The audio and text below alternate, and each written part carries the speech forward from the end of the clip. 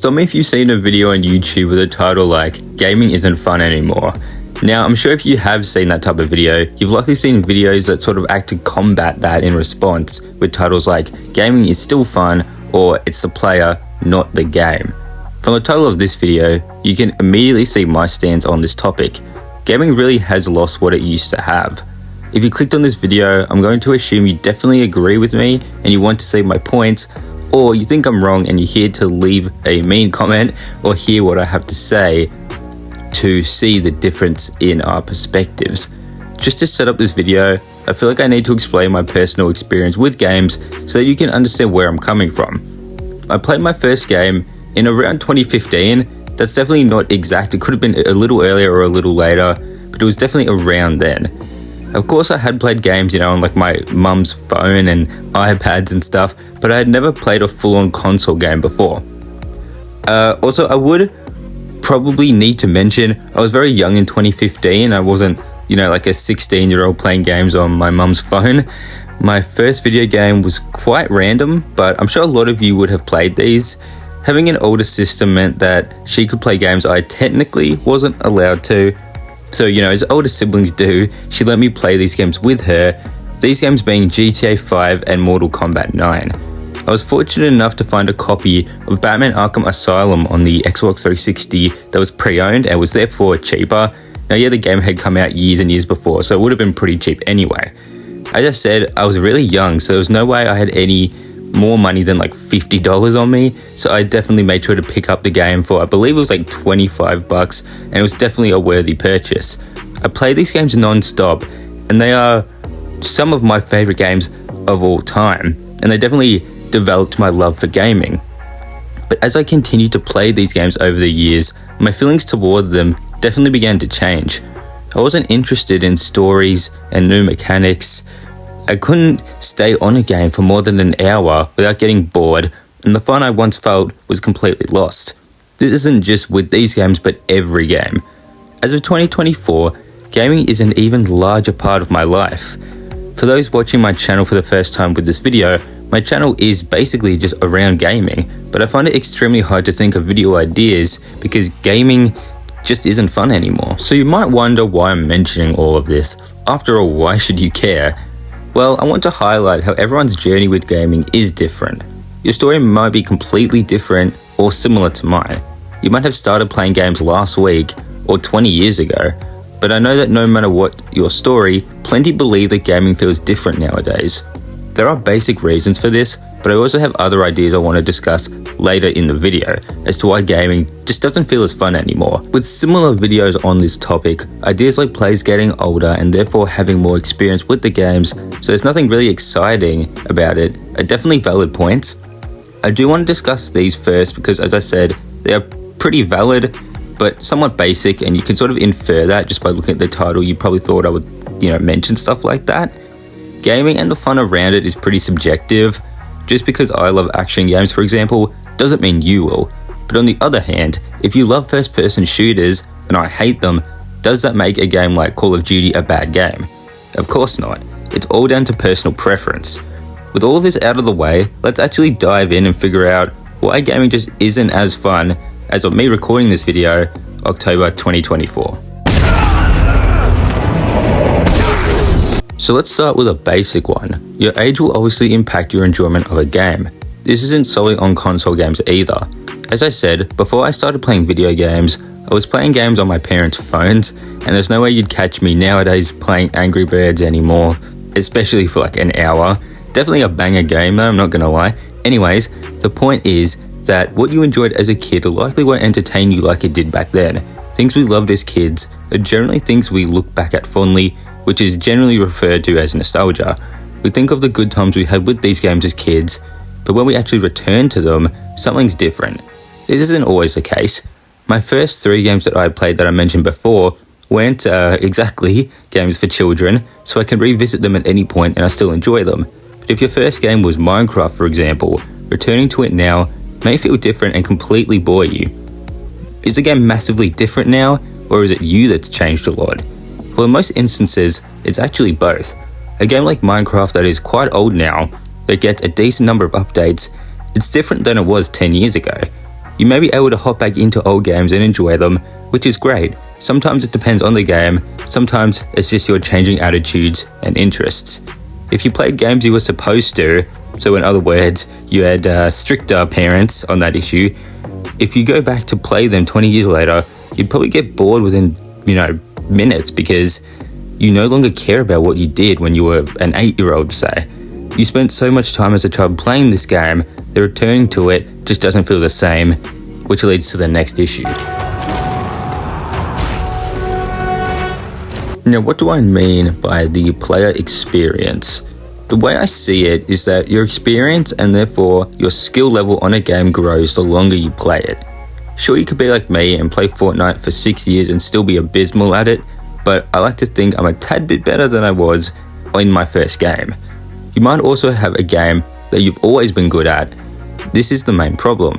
Games are made for people to play them, but is there such thing as playing a game too much?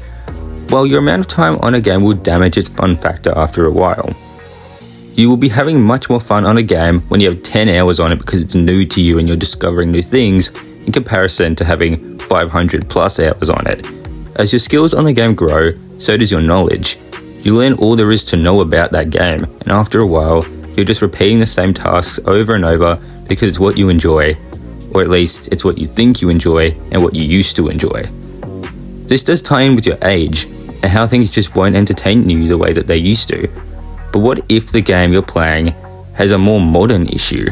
Returning to a game you used to play means the graphics likely aren't all that impressive, at least if you are over 18. This may sound like a weird complaint or reason for games becoming less fun, but hear me out first.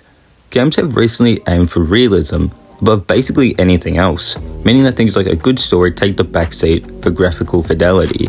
This isn't always the case, as games that look really good can still have a great story. It depends on the developers and the publishers.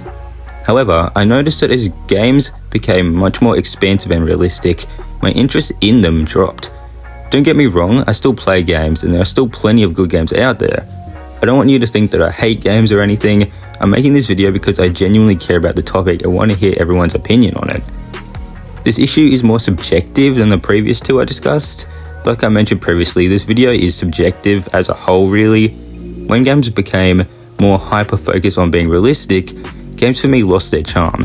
What made games so fun 10 years ago was that the worlds were colourful, with interesting characters and gameplay. There were dark games for sure, but because gaming was newer than it was today, obviously, each game felt like it had something new to offer the player. But that is more or less gone now. When you grab a game nowadays, there will be very few things that you haven't already experienced in another game. I won't discuss this one all that much because it isn't really a big deal or something many people will agree with me on, but I thought it'd be interesting to point it out and see if any of you have similar experiences with the graphics of modern games. Playing a game too often is definitely a factor for games becoming far less fun in recent years. If you played Fortnite since 2018, although it gets updated a lot, it likely just doesn't feel the same anymore because you have so many hours on it. Sorry to mention Fortnite so much, it was just what came to mind. When I say too often, I don't mean once a week or maybe an hour every night after work or school. I mean playing games for 5 or more hours basically every day. And I'm not judging you for that because that was and admittedly still kind of is me. Now that I make YouTube videos, I spend hours every day on games recording footage for the background of my upcoming content. But while I'm recording, 90% of the time I immediately get off the game that I was recording because there really is nothing for me to do. You will notice in this and many of my other videos, if you have seen them or checked them out later, I'm usually just driving around or doing the same thing over and over because I feel like there's so little that I can do. By playing games every single day, it means that the fun you could have had discovering new parts of a game throughout years is discovered and experienced in months in some instances. It's definitely up to you if you want to play games every day or not, but there is a slight chance that that is the key reason why you're no longer enjoying them. One thing I want to quickly mention is the size of games. Games recently have been pretty big, and therefore it means that they are pretty expensive. When I see a game that's 120 gigabytes, I don't really want to install it because it will take up so much room. I will give you guys a quick little story here, just as a bit of evidence that this is an issue with gaming as a whole, not just big games. I recently, or earlier in this year, bought a game that I used to play as a kid for $50 AUD. And I remember this game being really fun, and it took a while to complete, so I was thinking that this was a decent amount of money to pay, but it would be worth it. Unfortunately for me, it was $50, as I said. It was only 3 gigabytes. It wasn't the game that I grew up playing, and as I said, pretty expensive, very small game. As you can guess from 3 gigabytes, I completed it in about an hour. So that was definitely irritating, as you can imagine. So as you can see, large games aren't the only ones that are costly, but large games are the ones, especially brand new ones, they can cost around $100 or more. This is a very small issue overall, I think, so I didn't want to make it a full part, but I want to know if you guys sort of have that same feeling about the expense that comes with games. Hey, wait a minute, bitch! Microtransactions aren't new, but they have definitely gotten worse in recent years. Big issues like loot boxes in some games have been more or less removed as far as I'm aware, but microtransactions are still very present and often pretty damn expensive. Because I want to be correct, I decided to use Google for the definition, because Google is always right, of course. Microtransactions are virtual purchases made inside a game using your real money. I know most people know what they are, but I don't want anyone being confused with what I'm talking about. Plenty of games, especially free games, include costly microtransactions as they help keep the game alive. Companies are getting money from a free release, so in-game purchases are the way for developers to earn money from that game. This is where things like battle passes and constant updates are more prevalent. In games like Rainbow Six Siege or Dead by Daylight and of course Fortnite, they've added some form of battle pass. For those unfamiliar, a battle pass is basically something that players have to purchase with real money in order to access exclusive items, generally cosmetics. That was my own definition. I don't know if it was good. I thought it was pretty good, but I don't know, maybe I'm dumb. With games like Siege, for example, it is arguably worse because the game isn't free. It's at an additional cost that you have to buy this if you want the items because they're exclusive to the pass. This then ties into FOMO and other issues like that. The saving grace though is that these aren't essential to playing or even winning. Most games only offer cosmetics in these passes in order to avoid any pay to win accusations. Final definition of the video, I promise. This concept is basically that by spending extra money on a game, players that bought the pass get access to exclusive content that makes them better at the game than the people who chose not to or simply couldn't buy the pass. Most games with battle passes are those that are usually continuously updated. By this, I mean games that don't receive sequels. You don't get Rainbow Six Siege and then Rainbow Six Siege 2, they stay on that game. So then while the updates pile up, so does the content available and therefore the size of the game, which as I said before, can impact someone's wanting to download and play it. Gaming isn't really about the art anymore, unfortunately, or the enjoyment for the players. For the big companies especially, it's really just about making money. To end off the video, I thought it'd be important to discuss the most, emotional reasoning for gaming's decline. The realism behind it is simply that life gets more complicated as you get older. You start working, driving, and getting into relationships. You have more obligations now. You can't just sit in front of a game all day anymore, at least most people can't. Neither can your friends. They have the same obligations as you. A lot of your favorite gaming memories are likely with your friends. Maybe the reason you can't enjoy games anymore is because your friends aren't there to enjoy it with you. Just as a small story to end off the video, most, if not really all of my friends really, moved over to PC while I remained on the PlayStation. Because of this, I have far less communication with them in terms of gaming, and I have far fewer games to play with them now.